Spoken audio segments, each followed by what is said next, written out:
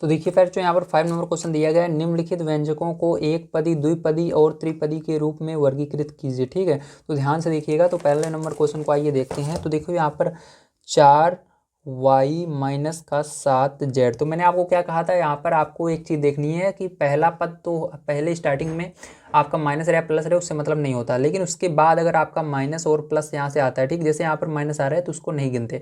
अगर पहले पद को छोड़ करके फिर माइनस आता है या प्लस आता है तो वहाँ से दूसरा पद स्टार्ट हो जाता है। तो यहाँ पर देखो, ये होगा एक पद, ये होगा दूसरा पद। ठीक, कितने हैं, 2 पद है, तो इसको द्विपदी कहेंगे। क्या कहेंगे, द्विपदी। तो यहाँ पर लिख देना द्विपद या द्विपदी। ठीक, बात एक ही है, द्विपद हम लिख देते हैं।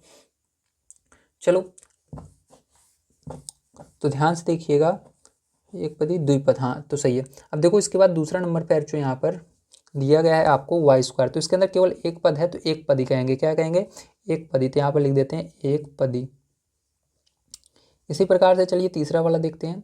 तो तीसरा नंबर आपको दिया गया है x plus y minus x y. तो यहाँ पर एक पद ये, दूसरा ये, तीसरा ये, तो तीन पदी।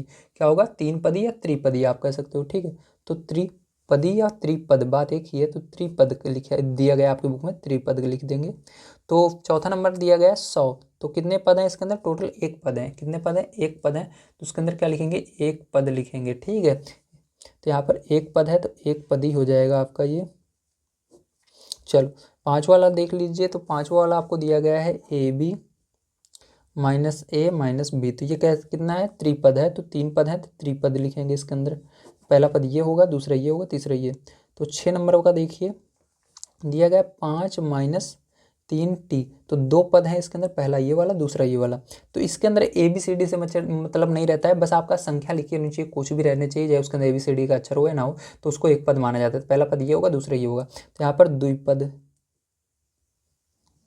चलो इसी तरह से देखते हैं आगे।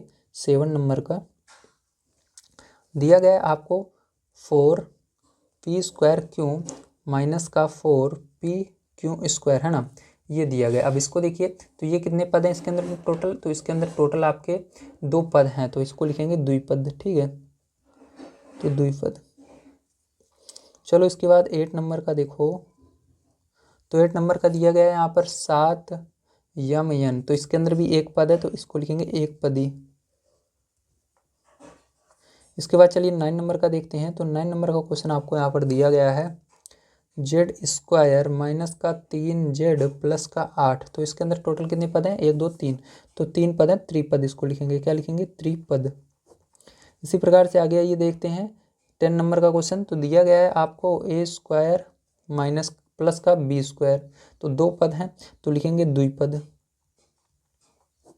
इसी तरह चलिए 11 नंबर का क्वेश्चन देखते हैं। दिया गया 11 नंबर का क्वेश्चन आपको यहाँ पर z² प्लस का z है ना।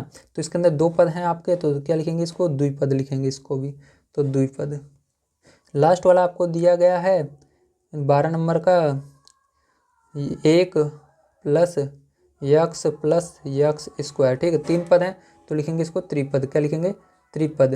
क्या लिखेंगे, त्रिपद। ठीक है।